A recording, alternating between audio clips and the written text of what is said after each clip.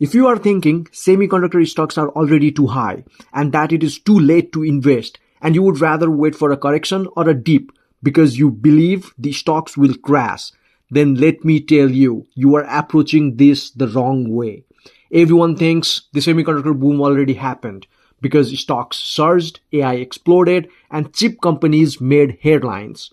And now the narrative is it's too late, or even worse, it is crashing soon. Let me be clear here, that is not what is happening. Instead, we are still in the early phase of a massive long-term growth cycle for semiconductor companies. In this video, I will explain why that is the case and how you can position yourself now to potentially benefit from the semiconductor industry over the coming decade.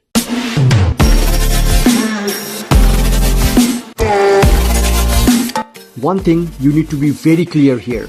Building advanced semiconductor chips is not easy. This is one of the most complex manufacturing processes in the entire world. Just because demand increases does not mean new companies can quickly enter the market and compete. Designing and manufacturing leading-edge chips requires billions of dollars in capital, years of research and development, highly specialized talent, and access to extremely advanced equipment. The barriers to enter are enormous.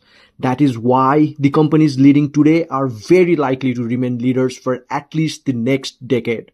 This industry is not something that becomes overcrowded overnight. It is not a low-barrier business where competition suddenly floods in and destroys margin. There is demand growth, but there is also limited supply capability. That combination is powerful. One of the main things that is driving demand right now is artificial intelligence. AI is not a consumer gadget cycle. It is infrastructure. Companies like Nvidia are selling advanced GPUs as fast as they can manufacture them. These chips are not only going into gaming PCs, they are going into hyperscale data centers. The largest technology companies in the world, Microsoft, Amazon, Alphabet, are collectively investing tens of billions of dollars per year into AI infrastructure. This is capital expenditure at a historic scale. And here is the key point most people miss. AI models are getting larger, training costs are rising, and compute intensity is increasing. Every new generation of AI requires exponentially more processing power. That means more advanced GPUs, more high bandwidth memory, more advanced fabrication nodes, more data center expansion. This is not a one-year demand spike. This is the foundation of a new computing era. And now, the governments are also already involved. In the United States, the CHIPS and Science Act has committed billions of dollars to domestic semiconductor manufacturing. This is industrial policy at scale. Companies such as Intel and Taiwan Semiconductor Manufacturing Company are expanding fabrication facilities across multiple countries. This reduces supply chain concentration risk. It increases long-term production capacity, and it locks in years of infrastructure investment. Semiconductors are no longer just a business cycle story. They are now a national security priority that adds durability to the industry. There is another layer most retail investors overlook. Advanced semiconductor manufacturing is extremely concentrated.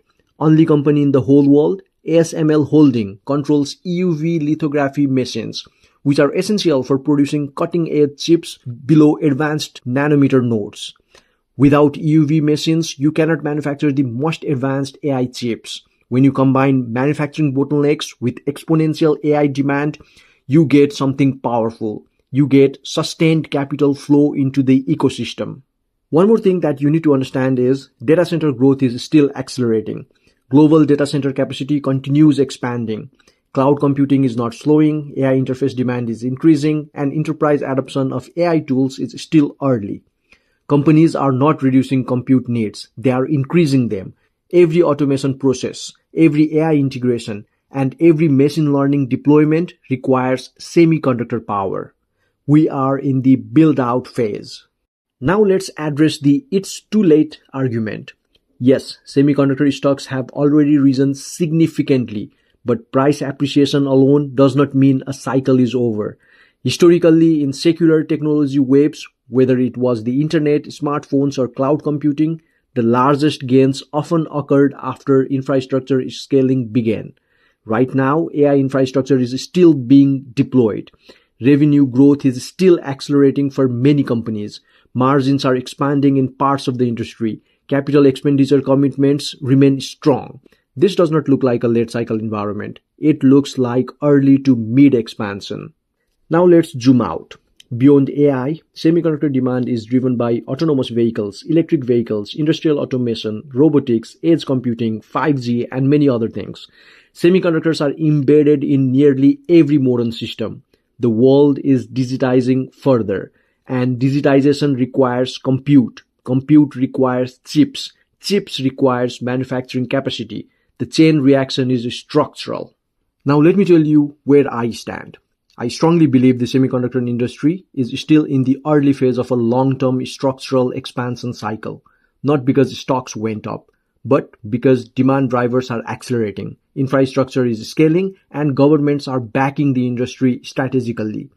Positioning during early expansion phases historically delivers the strongest long-term outcomes. Let me be clear, that does not mean there won't be volatility. There will be pullbacks, there will be fear cycles, and there will be headlines. But structurally, the growth drivers remain intact. Here is exactly how I am positioning myself. First, I'm investing in semiconductor ETFs every single week. I have been doing this consistently for the last 3 years, and the gains already look very solid. But if you have not invested in this sector yet, you are not late. The key is setting aside investment capital, investing regularly, and holding for the long term.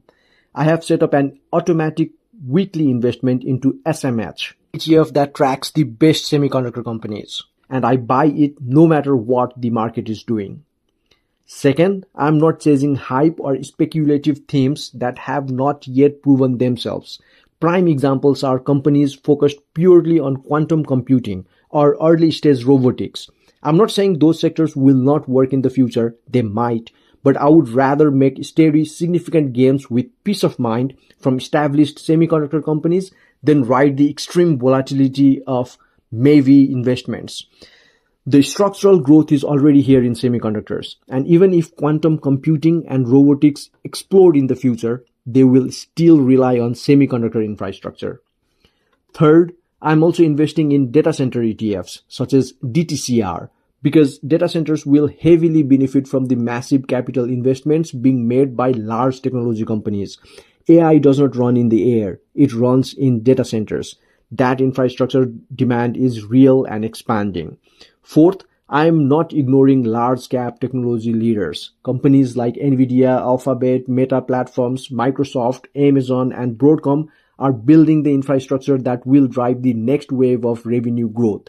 When the returns on their AI and data center investments begin to scale, the impact on earnings could be significant. In my view, this is an opportunity to accumulate quality companies while market attention is temporarily focused elsewhere. This is not financial advice. These are simply my findings and my personal strategy.